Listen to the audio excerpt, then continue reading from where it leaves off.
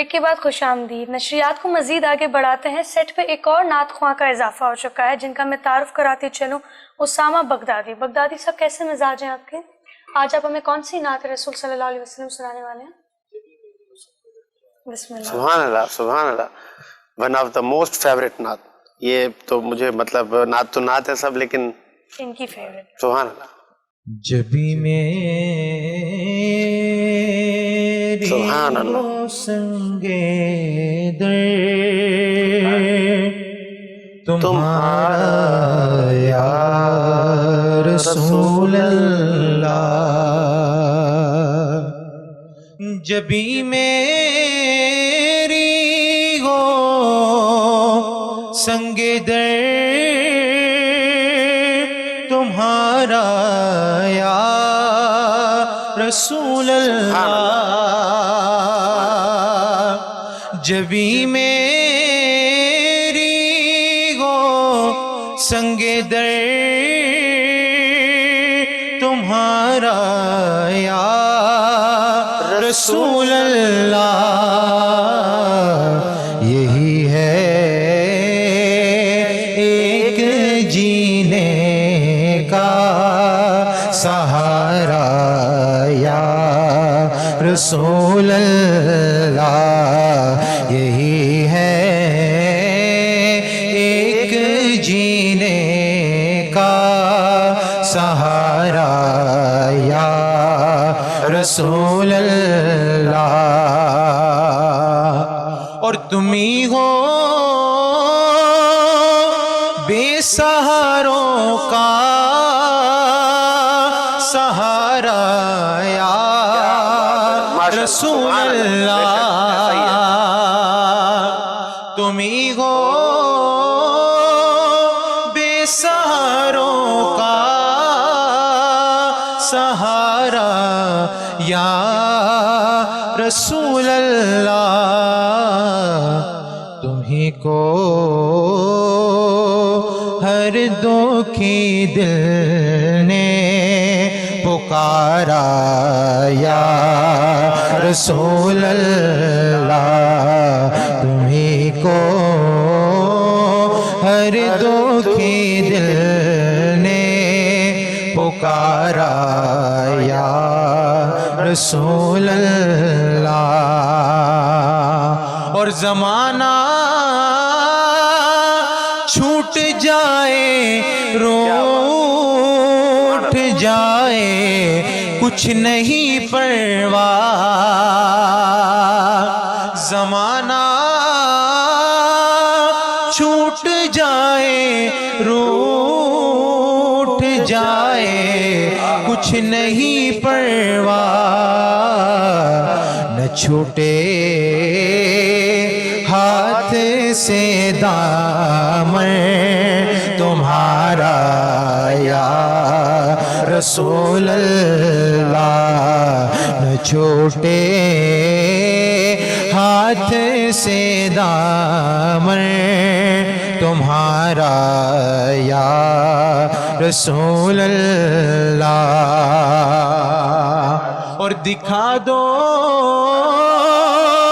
اپنا چہرہ پیارا پیارا یا رسول اللہ، دکھا دو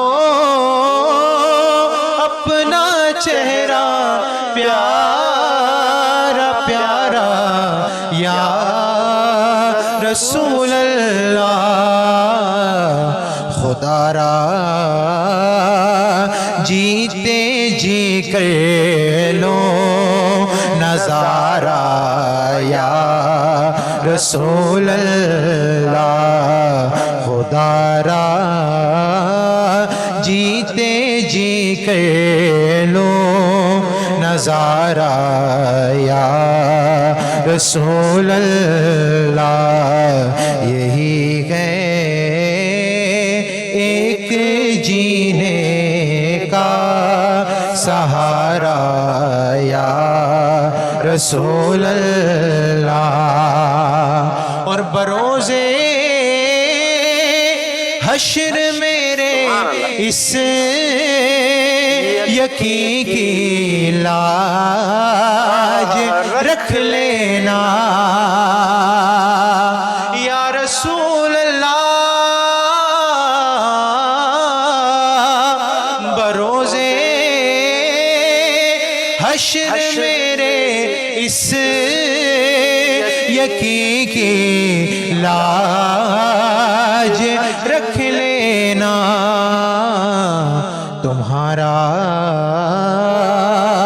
ہو تمہارا ہو تمہارا یا رسول اللہ تمہارا ہو تمہارا ہو تمہارا یا رسول اللہ جبھی میری ہو سنگے در تمہارا یا رسول اللہ. بہت خوب اسامہ بغدادی ماشاءاللہ. ہمارے ساتھ موجود ہیں مفتی صادق نقشبندی صاحب.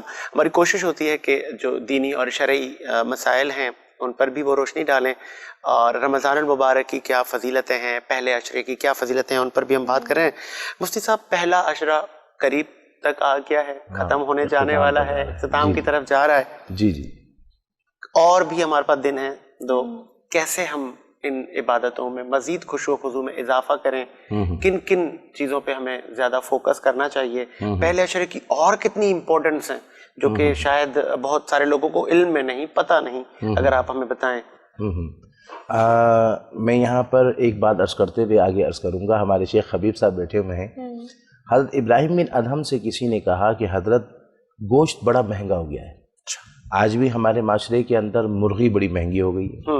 اب مرغی کھانا بھی جو ہے وہ اب بڑا مشکل ہو گیا. اب تو متوسط آدمی کا کھانا بھی بڑا مشکل ہو گیا. تو ابراہیم بن ادہم رحمۃ اللہ علیہ نے فرمایا کہ سستا کرو. کیسے سستا کرے حضرت؟ فرمایا نہ کھا کر. جب نہیں کھاؤ گے تو بکے گا نہیں، بکے گا نہیں تو پھر ریٹ کم ہو جائیں گے. ہمارے معاشرے میں یہ ہوتا ہے کہ ہمارے یہاں جب ریٹ بڑھتے ہیں تو ہمارے یہاں پھر لوگ اس پر وہ کرتے ہیں چھوڑ دو اس کو. رمضان المبارک کیا یہی ہے کہ رمضان میں ہم نے وہ بنا دیا کہ ہمیں رمضان میں فروٹ کھانا ہی ہے.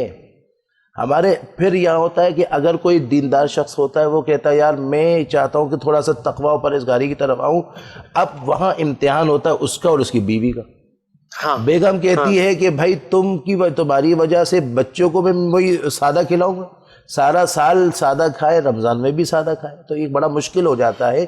اس لیے پہلے پورے رمضان المبارک کا ایک شیڈول بنائیں اور یہ دیکھیں کہ میں رمضان المبارک میں مجھے کیا کیا کرنا چاہیے تاکہ تبدیلی اس کی زندگی میں آئے، معاشرے میں آئے یا نہ آئے، سیاست میں تبدیلی آئے یا نہ آئے، اس کی زندگی میں تبدیلی آئے. اور اس کا بہترین ہے کہ بھوک رہنے کی کوشش کریں. چونکہ حضرت عائشہ فرماتی ہے کہ جب ملکوتی دروازے کو بندہ کھٹکھٹاتا رہتا ہے تو ایک نہ ایک دن ملکوتی دروازہ کھل جاتا ہے. اس دروازے تک پہنچنے کے لیے پہلے یہاں ہمیں سمجھنا ہوگا کہ ملکوتی دروازہ ہے کیا. تو یہاں پر صوفیہ کہتے ہیں کہ 4 عالم ہوتے ہیں، جس میں ایک عالم ناسوت ہوتا ہے، دوسرا عالم ملکوت ہوتا ہے، تیسرا عالم جبروت ہوتا ہے، چوتھا عالم لاہوت ہوتا ہے. اور علامہ اقبال فرماتے ہیں کہ ایک طائر لاہوتی اس رزق سے موت اچھی جس رزق سے آتی ہے پرواز میں کوتاہی. اب وہ علامہ اقبال جب انہوں نے کہا جبھی میری ہو سنگ در خدا را یا رسول اللہ، تو مجھے یاد آیا کہ علامہ اقبال کہتے ہیں کہ کسی شخص نے حضور کے بارگاہ میں اپنا سر رکھا تو کسی نے فوراً اس سے کہا کہ سجدہ نہ کر. اس نے کہا میں سجدہ نہیں کر رہا، تم اپنی سوچ کو، اپنے نظریوں کو نیگیٹو نہ لے جاؤ. ارے میں دربار مصطفیٰ میں اپنے پلکوں سے جھاڑو لگا رہا ہوں، پلکوں سے جبھی میری ہو سنگ در خدا را یا رسول اللہ. تو میں پلکوں سے، تو کس کا کیا نظریہ ہے، کس کا کیا انداز ہے، اس کی کیا سوچ، اس کی کیا یقین، اس کا کیا عقیدہ، وہ جانے، اس کا دل جانے، کیونکہ دل کے حال کو رب جانتا ہے. انہ علیم بذات الصدور. تو اب یہاں پر میں عرض کر رہا تھا کہ اب عالم ناسوت ہوتا ہے، جس عالم ناسوت میں مقابلہ انسان کا نفس اور شیطان سے ہوتا ہے. اس نفس کی خواہشات کو بندہ ترک کرتا ہے. اب ایک سوال یہ ہوتا ہے کہ خواہشات کو ترک کیوں کیا جائے؟ اصل وجہ ہے کہ خواہش بندے کو یعنی کہ رب کے حکم سے دوری کی طرف ابھارتی ہے، اور یہاں وہ رب کے حکم کی دوری کی طرف جو ابھرے گا تو بندہ نافرمانی کی طرف جائے گا، اور رب چاہتا ہے کہ اس کی اطاعت کی طرف آئے، اس لیے نفس کی مخالفت کرتا ہے، اور جب نفس کی مخالفت کرتا ہے تو ناسوتی منزلوں میں وہ آگے بڑھتا جاتا ہے۔ ایک وقت آتا ہے کہ وہ عالم ناسوتی کی منزل کو کراس کرتا ہے اور مکمل ہوتا ہے، کہ مکمل ہوتا ہے پھر کراس کرتا ہے۔ جب وہ عالم ناسوت میں خواہشات نفسانی نفس سے مقابلہ کر کر آگے بڑھتا ہے تو ملکوتی منزل پر قدم رکھتا ہے، اور ملکوتی منزل میں قدم رکھتا ہے تو اب یہاں ہوتا کیا ہے؟ تو یہاں صوفیہ کہتے ہیں کہ اس کے لیے عقدہ کشائی ہوتی ہے۔ اس کے لیے عقدہ کشائی جب ہوتی ہے تو یہ ہوتا ہے کہ اس کا تعلق ایک ارواح اقدس اور ارواح مقدسہ سے ہوتا ہے، اور ارواح مقدسہ میں شخصیات اولیاء سے ہوتا ہے، اور وہ ان اولیاء اللہ سے جب تعلق ہوتا ہے تو پیر مہر علی شاہ رحمۃ اللہ علیہ کی میں نے کتاب میں پڑھا مہر منیر میں کہ آپ کے پاس کوئی شخص آئے تھے اور آپ اسی طرف متوجہ تھے، اور وہاں متوجہ تھے، آنے والا آیا، آپ کسی اور جانب متوجہ تھے، تو اس کے بعد پھر آپ اس طرف ہو کر کہنے لگے آپ ناراض نہیں ہونا، چونکہ بابا فرید الدین گنج خط تشریف لائے تھے، میں ان سے ہم کلام تھا۔ سبحان اللہ، یہ کیا کہ یہ عالم ملکوت میں ارواح اقدس سے تعلق بنتا ہے۔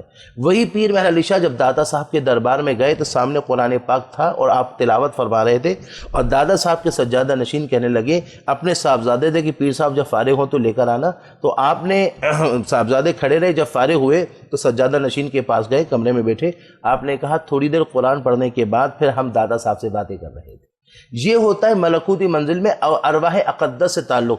تو حضرت عائشہ رضی اللہ تعالی عنہا کہتی ہیں کہ ملکوتی منزل کا دروازہ کھٹکھٹاتے رہو، کھٹکھٹاتے رہو، ایک نہ ایک دن کھل جائے گا۔ کہا کیسے کھٹکھٹائیں؟ فرمایا بھوک سے، سبحان اللہ، فرمایا بھوک سے، اور فرمایا حضور کا، حضرت عائشہ فرماتی ہیں ہمارے یہاں بعض دفعہ 15 دن ہمارے گھروں میں چولہا نہیں جلتا تھا، ایک مہینہ ہمارے گھر میں چولہا نہیں جلتا تھا۔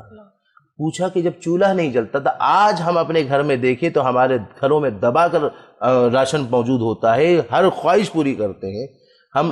آج بھوک رہے گا تو ہمیں بھوکوں کا احساس ہوگا، تو اب بھوکوں کا احساس ہوگا تو ہمارے معاشرے میں ایسے لوگ بھی ہیں جن کا پچھلے سال جن کے باپ کا انتقال ہوا اور بچے یتیم ہیں، اور ان کے گھر میں باپ کمانے والا نہیں، آج ہم بھوکے رہیں گے تو ہمیں ان کا احساس ہوگا۔ تو اس صورت میں ہمیں جو ہے وہ ہمیں اس کا احساس کر کے آگے بڑھنا ہوگا، اور اس میں یہ ہوگا کہ بندہ پورا ایک شیڈول بنائے جس کے اندر کوشش کرے، بھلے بچوں کو بھی آہستہ آہستہ آپ اس کو وہ کریں، مگر خود کوشش کریں کہ بھوک بڑھانے کی کوشش کریں۔ حضرت ذوالنون مصری کہتے ہیں کہ جس دن میں پیٹ بھر کر کھانا کھاتا ہوں مجھ سے گناہ ہو جاتا ہے، یہ گناہ کے ارادے شروع ہو جاتے ہیں۔ تو کہا کیا کریں؟ فرمایا بہترین یہ ہے کہ بندہ جو ہے وہ بھوک کی جتنی عادت بنائے اتنا اس کا جو ہے خواہشات نفس کم ہوتا ہے۔ اور بالکل حضرت شہاب الدین سہروردی فرماتے ہیں کہ شیطان کے 1000 حربے ہیں اور وہ 1000 حربے حملے کرتے ہیں۔ کہا اس کو کیسے روکیں؟ شیطان کے 1000 حربوں کو کیسے روکیں؟ کہنے لگے بھوک کے اندر اس کو جلا دیا جائے، اور جب جلا دیا جائے تو پھر یہ ہوتا ہے کہ شیطان جو ہے وہ ناکام ہوتا ہے۔ اسی لیے حضور نے فرمایا کہ ان شیطانہ یجری مجری الدم فضیقوہا، شیطان جسم کے اندر خون میں گھومتا ہے۔ پوچھا حضور نے کہا روکو، کیسے روکے؟ فرمایا روزے کے ذریعے۔ تو میں اب باتیں تو بہت آؤں گی، مگر بحث کر رہا ہوں کہ کوشش کرے کہ رمضان المبارک میں بھوک کی عادت ڈالیں، کم سحری کریں، کم افطاری کریں، نماز کی پابندی کریں، کوشش کریں کثرت درود ہو، قرآن کی تلاوت۔ رمضان کا مہینہ ہو اور ایک قرآن ختم نہ کریں، اتنی اس سے بڑی بدبختی کیا ہوگی؟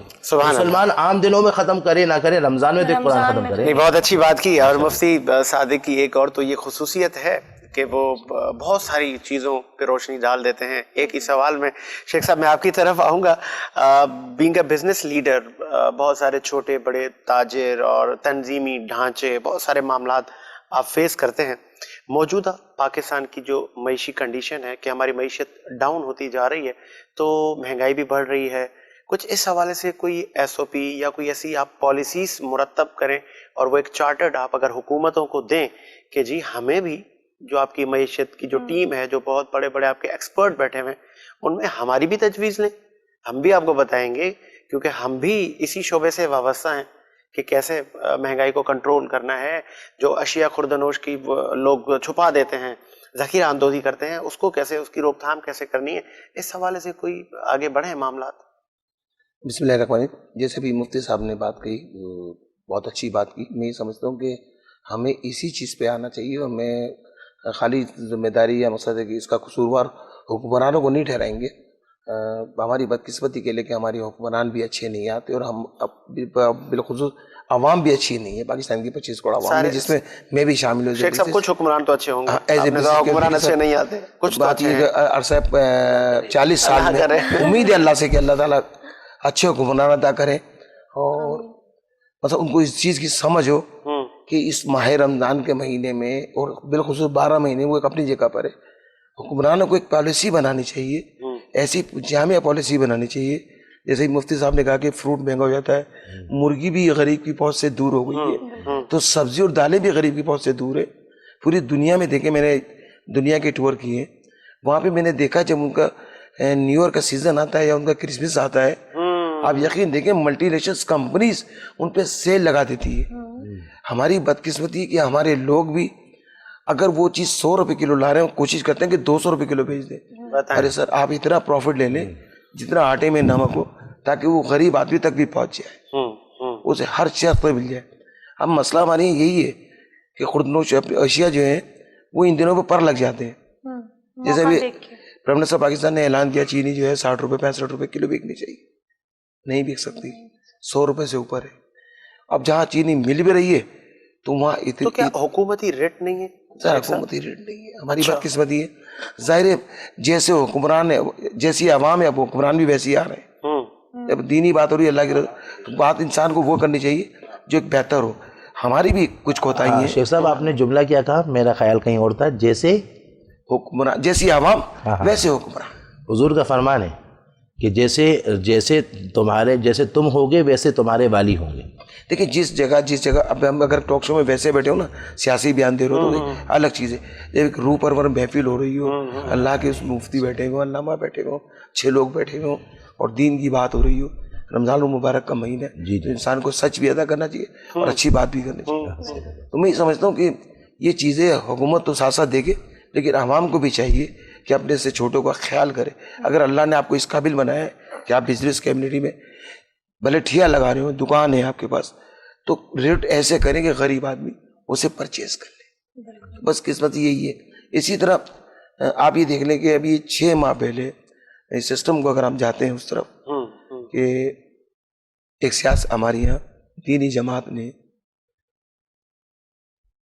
ہنگامہ ہوئے, اس کے اندر آپ یہ دیکھیں کہ فرانس کے جو پریزیڈنٹ ہیں, صدر, انہوں نے اس چیز کو تقویت دی کہ حضور کے نام صدر پہ وہ اس طرح کے کلمات جو وہاں پہ فرانس میں کسی شخص نے کہے اس کو انہوں نے پرموٹ کیا. لیکن میں سمجھتا ہوں کہ ایز اے پریزیڈنٹ, ایسے صدر ہونے کی حیثیت سے چاہے وہ کوئی بھی ہو, لیکن کسی کی دلاداری نہیں ہونی چاہیے.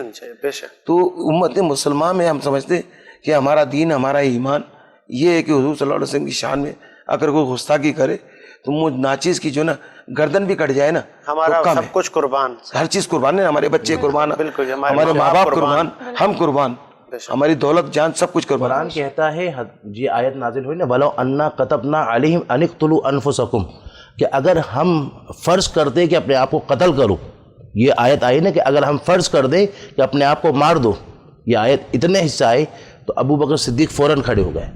آپ نے کہا یا رسول اللہ آپ حکم دیں, میں اپنے آپ کو ابھی میں قتل کرتا ہوں. یہ ہوتا ایمانی. آپ یہ دیکھیں کہ یہ جو ملک آزاد ہوا ہے یہ مسلمان کے نام پہ آزاد ہوا ہے, وہ اسلامی جمہوریہ پاکستان کے نام سے آزاد ہوا ہے. تو میں یہ سمجھتا ہوں کہ یہاں کے حکمرانوں کو پہلے دین کو دیکھنا چاہیے, ایمان کو دیکھنا چاہیے, اپنے وطن کو دیکھنا چاہیے, پاکستان کی 25 کروڑ عوام کو دیکھنا چاہیے, نہ کہ ہمارے تعلقات یورپین ممالک سے ٹوٹ جائیں گے, وہاں کیا ہوگا. دیکھیے خوف کی زندگی نہیں جینا ایز اے مسلمان. ہم یہ سمجھتے ہیں کہ ہمارا ایمان اتنا مضبوط ہونا چاہیے. بے شک. جب پرائم منسٹر پاکستان کو ایک جماعت نے لکھ کے 6 ماہ پہلے آپ کو دے دیا اور آپ نے ان کو زبان بھی دے دی, تو میں یہ سمجھتا ہوں کہ پرائم منسٹر پاکستان کو اس وقت یورپی یونین کے اندر ہی تمام چیزیں خط و کتابت کر لینی چاہیے تھی. یہ خط و کتابت 6 ماہ پہلے کر لیتے, یہ اسٹڈی پہلے کر لیتے. پھر ہمارے ملک میں جو سیاسی جماعتیں ہیں, دینی جماعتیں ہیں, دوسری جماعتیں, ان سب کو لے کے بیٹھ جانا تھا. اور उनसे मुशावरत करनी थी कि आया ये जो बात आई है ये आए दिन हमारे साथ इस तरह की जो बातें होती रहती हैं ये चीज नहीं होनी चाहिए। मुसलमानों को जज्बात को ना भड़काया जाए। जैसे यूरोप में अमेरिका में आप देखें हॉनोलर के हवाले से वो कहते हैं कि जी आप इस पे बात नहीं कर सकते वरना आप पे सजा है, बैन लग जाएगा। तो हमारी दिलादारी इन अल्फाजों से होती है कि हमारे रब की शान में कोई गुस्ताखी करे, हुजूर सल्लल्लाहु अलैहि वसल्लम की शान में कोई गुस्ताखी करे, हमारे कलमे पे, हमारे नामुस विरासत पे अगर कोई अल्फाज अदा करे गलत किस्म के जुमले तो हमें पसंद नहीं है। तो हम ये समझते हैं कि तमाम किसी भी मजहब से ताल्लुक हो, किसी के मजहब पे किसी को फौकियत नहीं कि आप किसी की दिलादारी करें। तो प्राइम मिनिस्टर पाकिस्तान को ये काम तो 6 माह पहले जब लेटर मिला था 6 माह पहले करते। चलिए शेख साहब, आज जब ये चीजें देखिए ये चीजें होने जा रही ना, अब ये देखिए 2 दिन पहले इन्होंने बैन लगा दिया बगैर सोचे समझे, फिर उसके बाद कल उन्होंने असेंबली में पास उसको चला भी दिया। एक पाकिस्तान पीपल्स पार्टी ने बाइकाट किया। मैं समझता हूँ उन्होंने सही किया बाइकाट। वो इसलिए सही किया कि ये काम 6 माह पहले प्राइम मिनिस्टर पाकिस्तान को करना था कि यूरोपीय यूनियन को लेटर लिखते, अक़वाम मुत्तहिदा को लेटर लिखते, किस चीज की बाइकआउट, अमेरिका को लेटर लिखते, दुनिया की जो सुपर पावर्स हैं, हमारा सुपर पावर हम चाइना को समझते हैं, रशिया को, इन तमाम ममालिक से राब्ते करते हैं और उम्मत मुसलमान की तमाम। अच्छा शेख साहब, मैं सॉरी फॉर इंटरप्ट, जिस तरह मतलब ये जब कुछ सड़कें ब्लॉक थी और हुकूमत अफ़ाम तफ़हीम की तरफ जा रही थी कि हम बात कर लेते हैं, हम बैठ जाते हैं और तमाम मौज़ज़ीन अकाबरीन आएँ और इस मसले को हल किया जाए, तो उस वक्त बिजनेस कम्युनिटी की वैल्यू कहीं नज़र नहीं आ रही थी कि आप वैल्यू ऐड करते, आप तमाम एक जत्थे की सूरत में जाते, जो धरने के शुरका थे या हुकूमती वफूद थे उनके साथ, आप नहीं समझते आप पर भी जिम्मेदारी थी? देखिए मैं समझता हूँ हर मुसलमान पे जिम्मेदारी होती है। जी जी, जब नामत रसूल अगर आपका किसी नामूस पे बात आ रही हो, हुजूर की शान पे अगर कोई बात हो तो हर मुसलमान उस पर खड़ा है। लेकिन हम ये समझते हैं कि जब सियासी पार्टी है, हम जब बन जाते हैं तो बिजनेस कम्युनिटी जो है ना एज ए गैर सियासी होती है। हम मतलब सब की हिमायत, ब्रिज का किरदार आप अदा बिल्कुल ब्रिज का किरदार अदा करते। इससे पहले कि ब्रिज का किरदार अदा करते वहां पे जल्दबाजी हो गई। मैं समझता हूँ प्राइम मिनिस्टर पाकिस्तान को रमजान से 2 दिन पहले मेरे ख्याल उनकी गिरफ्तारी भी नहीं करनी थी, इसलिए कि जो टाइम उन्होंने शेड्यूल 20 तारीख का दिया था तो 6 माह पहले दिया था, 8 माह पहले, तो उसे उन्होंने आगे नहीं बढ़ाया। अब आज इसको आप आगे बढ़ाने तो अभी जाहिर है फ्राइडे को जो है फिर इजलास है, उसमें मैं तमाम सियासी जमातों से, तमाम दीनी जमातों से, तमाम मजहबी जमातों से कहूँगा कि इसको मिल बैठ के कोऑर्डिनेशन के साथ इसको पास किया जाए। और देखिए नुकसान तो चाहे कोई भी शख्स हो, हमारे मुल्क के अंदर है तो सब मुसलमान है ना, सब आशिक़ रसूल हैं, चाहे वो पुलिस से ताल्लुक हो, फौज से ताल्लुक हो, आवाम से ताल्लुक हो, किसी भी शोबे से कोई काम वाबस्तगी हो, सबको आशिक़ रसूल ना कहे, क्योंकि अगर इश्क़ रसूल का तकाजा था तो हुकूमत की तरफ से ऑर्डर आता कि गोली चलाओ, तो जो सामने जो नाम ले रहे थे वो नाम मुस्तफ़ा का ले रहे थे, उन पर गोली चलाना ये आशिक़ रसूल का काम था। अब उन आशिक़ रसूल सबको नहीं कहे, ये कहें कि हमारा मुल्क आशिक़ रसूलों का है, ये कहा जाए। दूसरा, साजिद भाई ने बड़ी अच्छी बात करी अभी, जो मुझे एक बात नज़र आई वो ये, इन्होंने कहा कि यहाँ जब ये मामला हुआ तो ताजिरों का इस पर जो है नहीं, तो आपने ये बड़ा अच्छा फरमाया कि हम गैर सियासी हैं इसलिए हम थोड़ा सा, मगर एक आगे का एक इशारा मिल गया कि आप चूँकि सियासी तबके में एक आला शख्सियत है, आप कदावर शख्सियत में से, आप एक काम कीजिए, अब ऐसा कभी भी कोई इज़्ज़त मुस्तफ़ा के मामला, इज़्ज़त सहाबा, इज़्ज़त अहले बैत का कभी भी मामला हो तो वहाँ आप चूँकि एक शख्सियत है, ताजिराना अंदाज में आप फ़ौरन हिकमत अमली को मलहूज़ रखते हुए आगे इक़दामात इन फ्यूचर शुरू कर दीजिए। आप बिल्कुल ये बहुत अच्छा रहेगा। और देखिए मैं आशिक़ रसूल इसलिए कहता हूँ कि हम ऐसे मुसलमान सब आशिक़ रसूल है। देखिए बात पता है क्या है, फर्क इतना सा है कि जब किसी ओहदे पे, किसी सीट पे, और जब ये सिस्टम होते हैं ना, जो यानी कि इदारे बनते हैं या महकमे होते हैं, उन्होंने ऑर्डर हर सूरत में फॉलो करना, देखिए हम मजबूरी होती है, हम यजीदी लश्कर को ना चाहते हुए भी ना वो ये काम कर जाते हैं, जबकि ये गलत हुआ। ठीक है शेख साहब, आगे बढ़ाते हैं। शहबाज मुस्तफ़ाई साहब काफ़ी देर से परेशान और मायूस हो रहे हैं। शहबाज साहब, क्योंकि आप एक अच्छे टीचर भी हैं और अभी भी टीचिंग की जो जिम्मेदारियां हैं वो बखूबी सर अंजाम दे रहे हैं, दीन इस्लाम कितनी बड़ी जिम्मेदारी सौंपता है एक उस्ताद को, اس کے بارے میں کچھ اگر بتائیں, اور آنے والے جو نئے استاد ہیں وہ بھی اس سے مطلب کچھ سیکھیں گے, انسپائر ہوں گے کہ آپ کے اوپر بہت بڑی ذمہ داری ہے, ماں باپ سے بھی میں سمجھتا ہوں کہیں زیادہ, کہ آپ ایک بچے کی پوری زندگی آپ ہی سنوار رہے ہیں, ماں باپ نے آپ کے حوالے کر دیا ہے. اور ایز بینگ اے ٹیچر آپ کو دوسرے ٹیچرز کو کون سی ایڈوائس دینا چاہیے؟ بالکل بالکل, یہ ویسے تو بہت سے اہم آپ کے کوشچنز رہے اس پروگرام میں, لیکن یہ اہم ترین کوشچنز میں سے ہے. جہاں تک ٹیچنگ کا تعلق ہے یا کسی اور شعبے کا تعلق ہے, تو ہمارے لیے جو نمونہ کامل ہے وہ تاجدار کائنات صلی اللہ علیہ وسلم کی ذات مبارک ہے. اگر آپ کا تعلق تاجر برادری سے ہے, مارکیٹ سے ہے, تو بھی آپ اللہ کے رسول کو فالو کر سکتے ہیں کہ اللہ کے رسول نے مکہ مکرمہ سے شام تک کا سفر کر کے اور تجارت کر کے دکھا دی کہ اگر کوئی مارکیٹ میں بیٹھ کر بھی میری سنت پہ عمل کرنا چاہے تو وہ اس طرح کر سکتا ہے. Honesty is the best policy. ہم تو مانتے ہی ہیں, وہ بھی مانتے ہیں. اگر آپ پولیٹیشین ہیں تو اللہ کے رسول علیہ صلاۃ والسلام کی ذات مبارک یہاں پر بھی ایک نمونہ کامل کے طور پر نظر آتی ہے کہ حضور علیہ صلاۃ والسلام نے اسلامک پولیٹکس کا سسٹم دے دیا. اگر اکانومکس کی بات کریں کہ آپ سوسائٹی میں اسلامی نظام قائم کرنا چاہتے ہیں معاشرتی طور پر, تو اللہ کے رسول نے ایک Islamic economic system, even Islamic banking system بھی دے دیا. ہمیں تو کسی چیز کے لیے کہیں اور جانے کی ضرورت نہیں, ہمارے پاس تو کیلنڈر بھی ہمارا ہے. جہاں تک بات ٹیچنگ کی ہے, تو آج ٹیچنگ کے شعبے میں چونکہ یہ تو نبیوں کا طریقہ رہا ہے, یہ تو وہ معاملہ ہے درس و تدریس جو کہ انبیاء اپنی امتوں پہ کرتے آئے. وہ سلسلہ جو پیغام وہ ڈیوائن میسیج کے ذریعے ان تک پہنچتا تھا, اللہ کے نبی اور رسول وہ ڈیلیور کرتے آئے. آج گوگل پہ جا کے سرچ کر لیں, بہت سارے ایسے ریسرچ پیپرس آپ کو مل جائیں گے, اور بہت سارے رائٹرز کی PDF میں بکس مل جائیں گی, ڈیوڈ نن اور بہت سارے, کہ جو آج وہ ٹیچنگ کی کریکٹرسٹکس بتا رہے ہیں, اسٹریٹجیز بتا رہے ہیں, میتھڈالوجیز بتا رہے ہیں. میں یہ بات ثابت کرنا ضرور چاہوں گا کہ وہ تمام کے تمام تاجدار کائنات کی ذات مبارک میں نظر آتی ہے. مثال کے طور پر ایک بات, ٹیچنگ کی ویسے بہت سی ٹیکنیکس ہیں. کسی کو سمجھانا, ایک ہوتا ہے کہ سمجھ لیا, اب سمجھ لیا لیکن سمجھانا نہیں آ رہا, یہ سمجھانا ایک فن ہے.